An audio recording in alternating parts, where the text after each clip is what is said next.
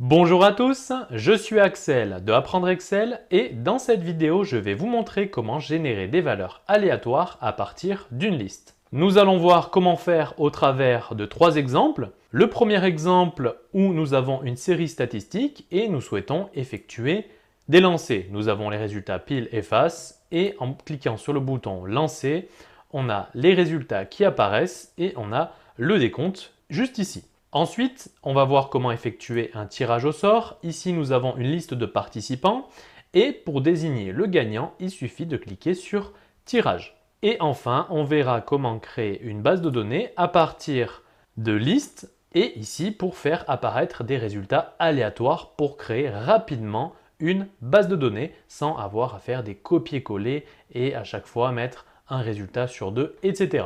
Et nous allons voir ensemble comment faire dans cette vidéo. Mais tout d'abord, si vous souhaitez recevoir ce sujet sur Excel avec d'autres exercices, avec sujets corrigés plus vidéos de formation correspondantes, il y a un lien dans la description, vous n'avez qu'à cliquer, saisir votre email et vous recevrez tout ce contenu gratuitement par email.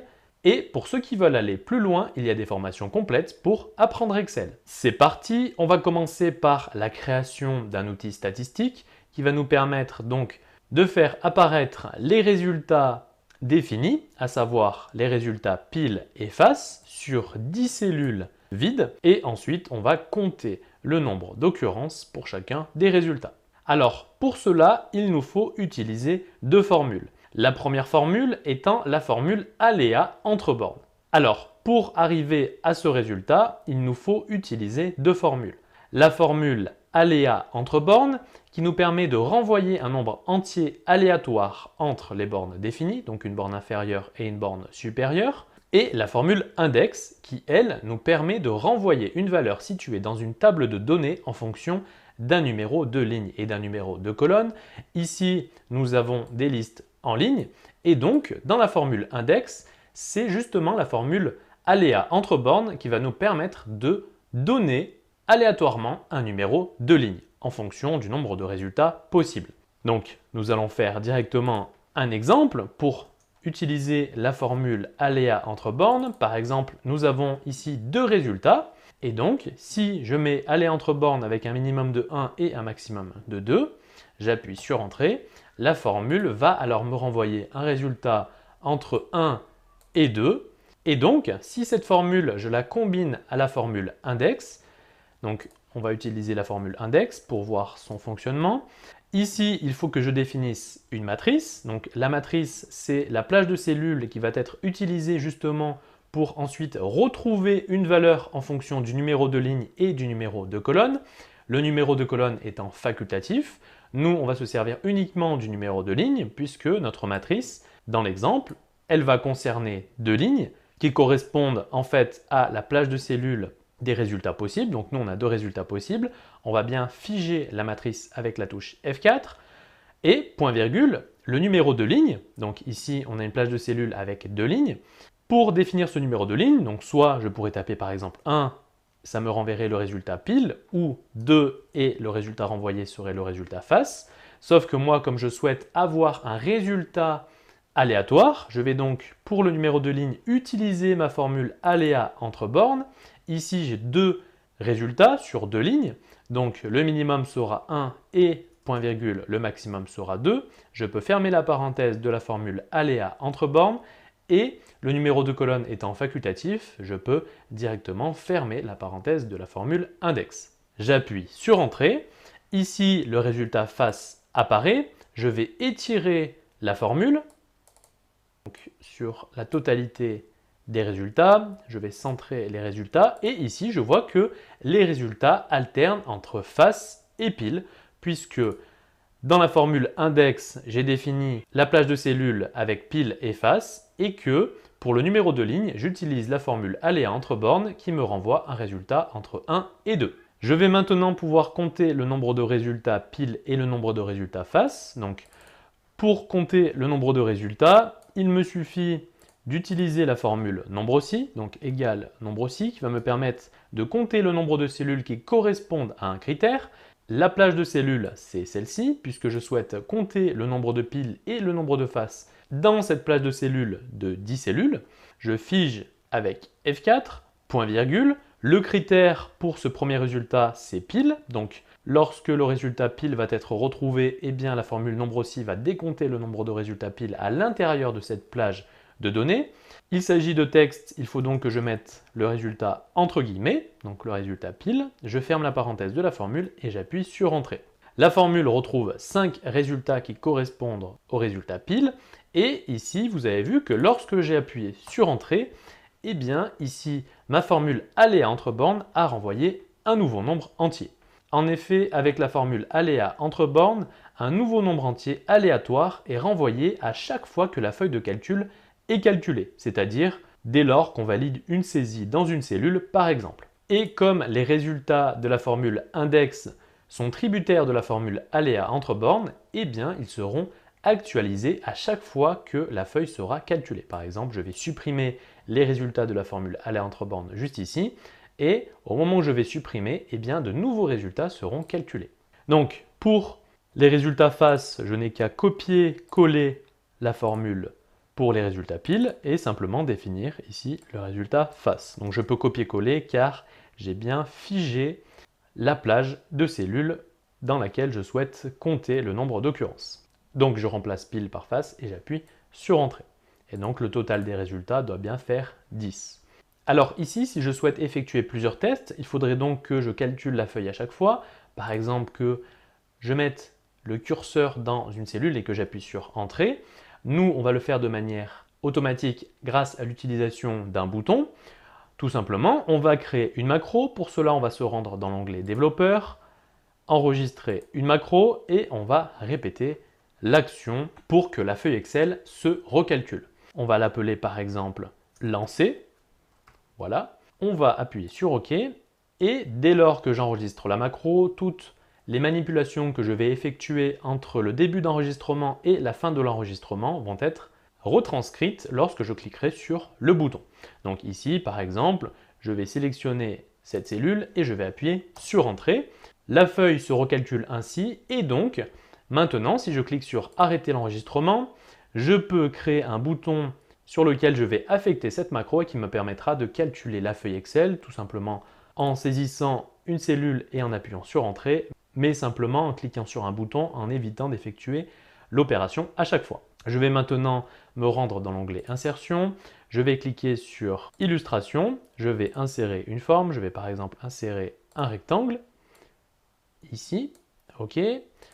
En texte, je vais mettre par exemple lancer, je vais centrer mon texte, OK, je vais affecter une macro, donc pour cela je vais réaliser un clic droit sur le bouton, je clique sur affecter une macro et je choisis lancer, OK.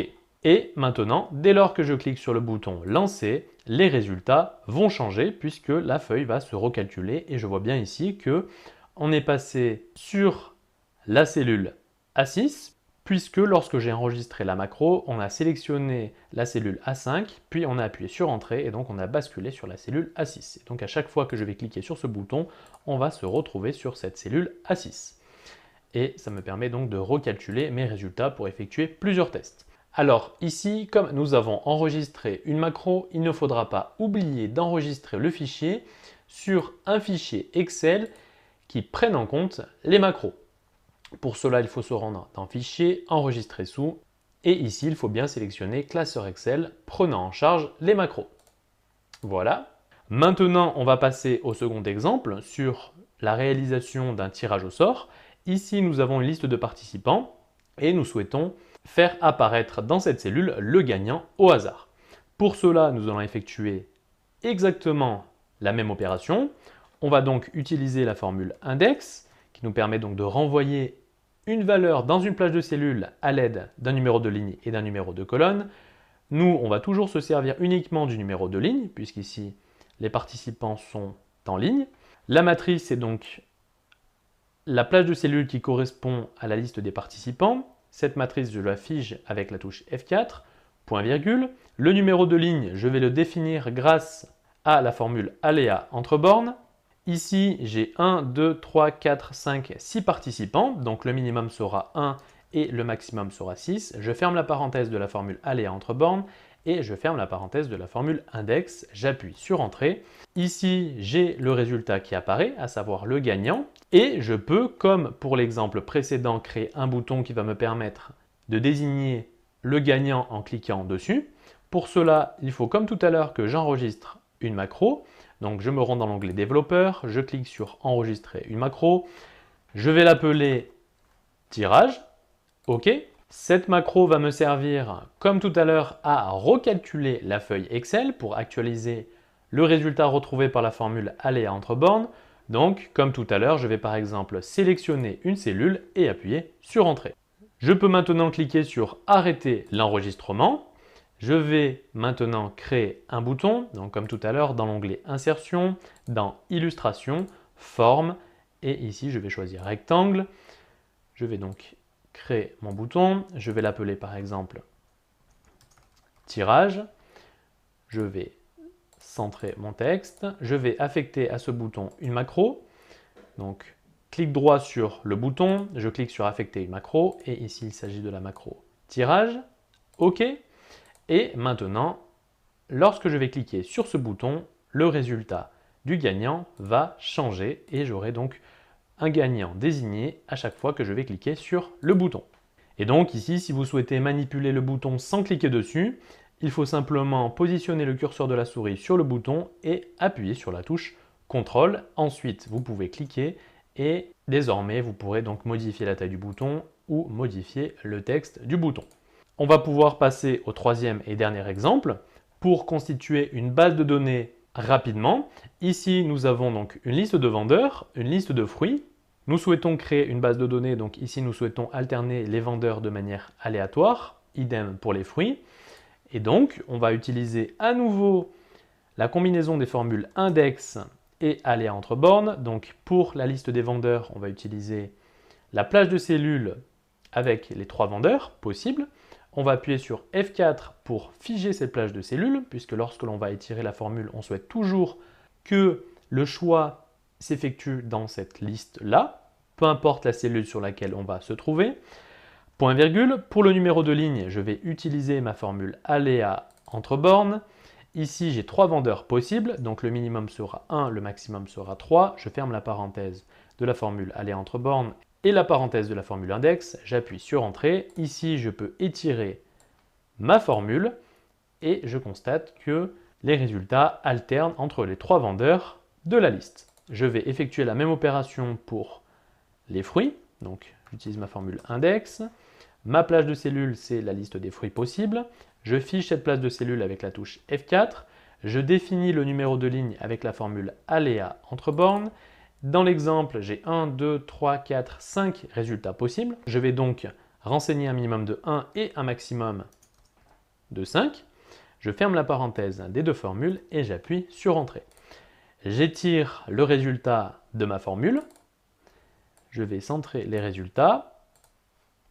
Donc ici, cela m'a permis de constituer une base de données rapidement. Par contre, n'oubliez pas que à chaque fois que la feuille va être calculée, les résultats vont changer, puisque ici, le numéro de ligne est retrouvé grâce à la formule aléa entre bornes et que cette formule renvoie un nouveau résultat à chaque fois que la feuille est calculée. Et donc, pour figer les résultats obtenus, pour avoir une base de données statique, il faut donc ensuite sélectionner la plage de cellules, donc qui est le résultat de la formule index avec la formule aléa entre bornes, effectuer une copie de cette plage de cellules et ensuite effectuer un clic droit et un collage spécial en valeur pour ne restituer que les valeurs sans la formule. Et donc ici, je pourrais effectuer par exemple des recalculs sur ma formule. Les résultats ne vont plus changer comme j'ai effectué un collage spécial en valeur. Donc voilà pour cette petite vidéo sur comment générer des valeurs aléatoires à partir d'une liste. N'hésitez pas à mettre un petit j'aime si la vidéo vous a plu, ainsi qu'à la commenter et à la partager aux autres utilisateurs d'Excel. Je me répète, si vous souhaitez recevoir le fichier Excel utilisé pour cette vidéo, il y a un lien dans la description, vous n'avez qu'à cliquer, saisir votre email et vous recevrez directement ce fichier par mail. J'espère en tout cas que cette vidéo vous sera utile et quant à nous, on se dit à la prochaine.